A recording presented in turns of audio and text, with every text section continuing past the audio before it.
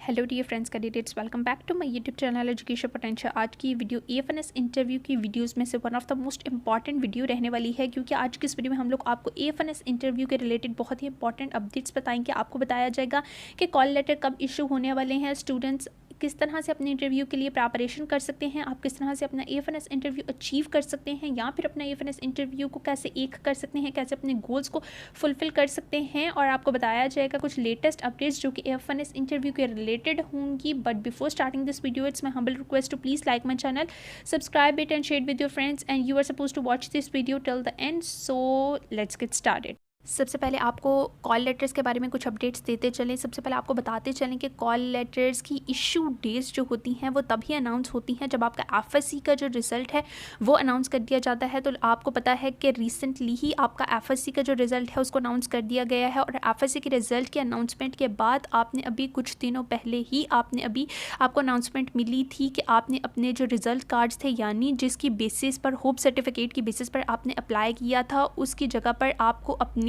जो आपकी मार्कशीट थी, ओरिजिनल मार्कशीट थी, आपने उसको फोटोकॉपी करके आपने उसको सेंड करना था जीएचक्यू रावलपिंडी के अंदर। तब ही आपकी जो एएफएनएस इंटरव्यू है उसका जो प्रोसीजर्स है वो फुलफिल होता है। अब आपको बताते चलें कि कॉल लेटर्स की एक्सपेक्टेड डेट, इशू डेट क्या है, कॉल लेटर्स कब बनती हैं, यानी कॉल लेटर्स जो इंटरव्यू के लिए कॉल लेटर्स होती हैं उसकी मेरिट लिस्ट कब बन जाती है, यानी जीएचक्यू के अंदर कैसे कॉल लेटर्स बनती हैं, कैसे मेरिट बनता है। तो आपको बताते चलें कि जब आपके एफएससी की जब रिज़ल्ट जीएचक्यू में चला जाता है, जीएचक्यू वाले जब उसको रिसीव कर लेते हैं तो आपको क्या होता है कि जो आपके जब आप इंटरव्यू देकर आते हैं तो इंटरव्यू की बेसिस पर, यानी इंटरव्यू में जितने मार्क्स आपने सिक्योर किए होते हैं और आपके एफएससी के जितने मार्क्स सिक्योर किए होते हैं उसका कुछ एग्रीगेट लगाया जाता है, यानी उसका कुछ मेरिट बनाया जाता है। और जो टॉपर मेरिट्स होते हैं, यानी वो स्टूडेंट्स जिन्होंने सबसे ज़्यादा टॉप मार्क्स सिक्योर किए होते हैं, जिनके एफएससी में भी ज़्यादा मार्क्स होते हैं, और एएफएनएस इंटरव्यू जो कि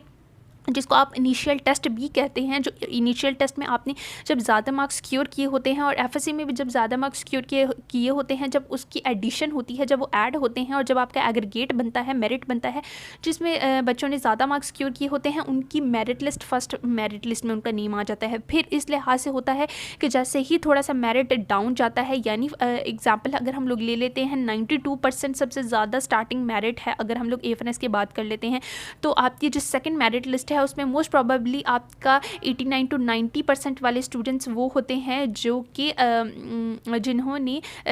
जिनका सेकंड मेरिट लिस्ट में नेम आता है, यानी जिनका मेरिट उनसे मोस्ट प्रोबेबली थोड़ा सा कम होता है। और आपको बताते चलें कि फर्स्ट और सेकंड मेरिट लिस्ट ही होती है जिसके अंदर स्टूडेंट्स की सिलेक्शन होती है, यानी first and second merit list की बेसिस पर स्टूडेंट्स की सिलेक्शन होती है। जो कहते हैं कि थर्ड मेरिट लिस्ट, फोर्थ या फिफ्थ मेरिट लिस्ट डिस्प्ले होती है और इसकी सिलेक्शन और इसकी बेसिस पर भी सिलेक्शन होती है। तो ऐसा बिल्कुल नहीं होता, क्योंकि आपको पता है कि रिजर्व्ड सीट्स होती हैं, यानी बहुत मिनिमम नंबर ऑफ सीट्स होती हैं। इसमें सीट्स इस तरह से नहीं होती कि आपको 100 नंबर ऑफ सीट्स एक सिटी में, एक सेंटर में दे दी जाएं, इस तरह से नहीं होता। बहुत रिजर्व नंबर ऑफ सीट्स होती हैं, इसलिए स्टूडेंट्स की सिलेक्शन भी बहुत ही रिजर्व्ड होती है। इसलिए आपको बताते चलें कि आपके जो कॉल लेटर है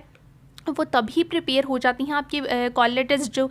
जिसकी बेसिस पर आपको कॉल इंटरव्यू के लिए कॉल आनी होती है वो तभी प्रिपेयर हो जाती है जब आपका जीएचक्यू में आपके एफएससी का रिजल्ट चला जाता है, तब आपकी कॉल लेटर प्रिपेयर हो जाती है। अब आपको बताते चलें कि एएफएनएस इंटरव्यू की एक्सपेक्टेड डेट्स क्या हैं, यानी कौन सी ऐसी एक्सपेक्टेड डेट्स हैं जिसमें एएफएनएस का इंटरव्यू है वो कंडक्ट करवाया जाएगा। तो आपको बताते चलें, कुछ प्रीव्यू आपको देते चलें कि पिछले साल यानी प्रीवियस ईयर में 2021 में 15 दिसंबर को कराची सेंटर में आपका पहला एएफएनएस का इंटरव्यू कंडक्ट करवाया गया था कराची सेंटर के अंदर, ठीक है। और आपको बताते चलें कि सबसे जो पहला सेंटर जो कराची सेंटर है उसी के अंदर इंटरव्यू स्टार्ट होता है, और सबसे लास्ट सेंटर जो होता है वो रावलपिंडी होता है, यानी रावलपिंडी वो लास्ट सेंटर है जिसमें आपका एएफएनएस का इंटरव्यू है उसका प्रोसीजर ख़त्म कर दिया जाता है। इसके बाद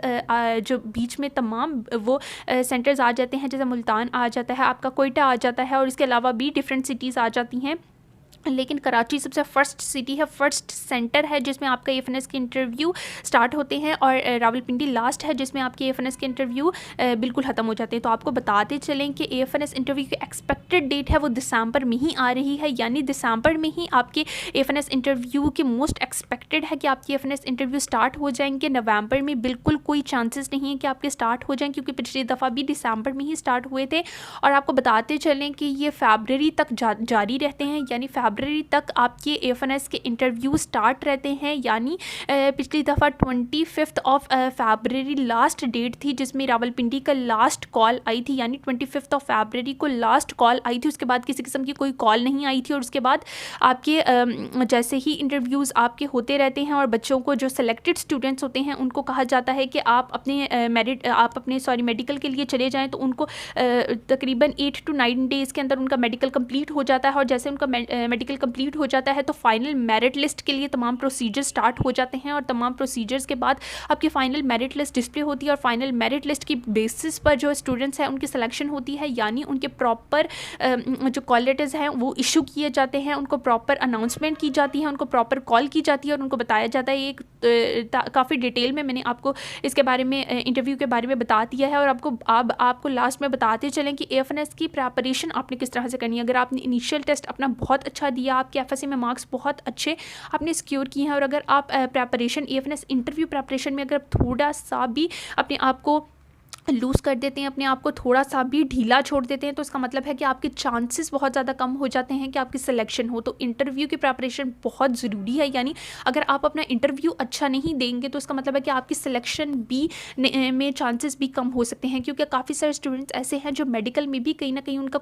किसी न किसी तरह से कोई इशू निकल आता है, इस वजह से उनके मार्क्स भी कम लगाए जाते हैं। अगर आप इंटरव्यू में बहुत अच्छा परफॉर्म करेंगे तो अगर आपका मेडिकल भी थोड़ा सा लूज़ हो जाएगा, मेडिकल में भी अगर आप थोड़ा सा किसी वजह से अगर आपके मार्क्स थोड़े से कम भी आ जाएंगे तो उसका इतना ज़्यादा इफेक्ट नहीं पड़ता। इसलिए इंटरव्यू जो कि आपके लिए बहुत ज़्यादा नेसेसरी है, जिसमें आप अपनी जहानत की बेसिस पर, अपनी इंटेलिजेंस की बेसिस पर बहुत अच्छा सिक्योर कर सकते हैं। तो AFNS इंटरव्यू की प्रिपरेशन आपको बताते चलें कि सबसे पहले आपकी FSC की बुक्स की बेसिस पर आपकी इंटरव्यू की प्रिपरेशन होती है, यानी प्रिपरेशन के लिए सबसे पहले आपको अपनी FSC की बुक्स को रीड आउट करना पड़ता है, अपनी FSC के बायोलॉजी, केमिस्ट्री एंड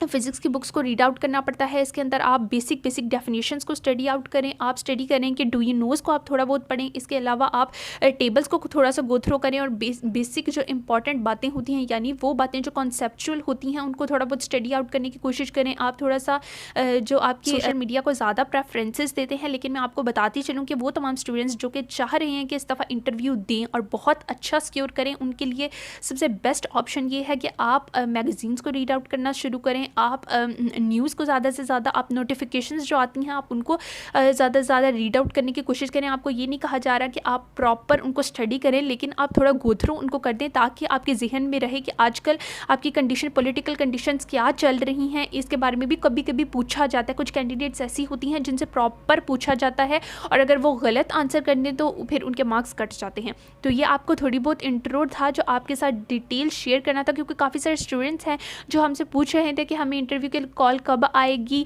यानी कब हमारे इंटरव्यू स्टार्ट हो जाएंगे और किस तरह से हमें इंटरव्यू की कॉल आएगी। तो आपको बता देते हैं कि आपको PTCL के नंबर से कॉल आएगी, यानी आपको एक ही दफ़ा कॉल आती है, या मोस्ट प्रोबेबली कभी ऐसा होता है कि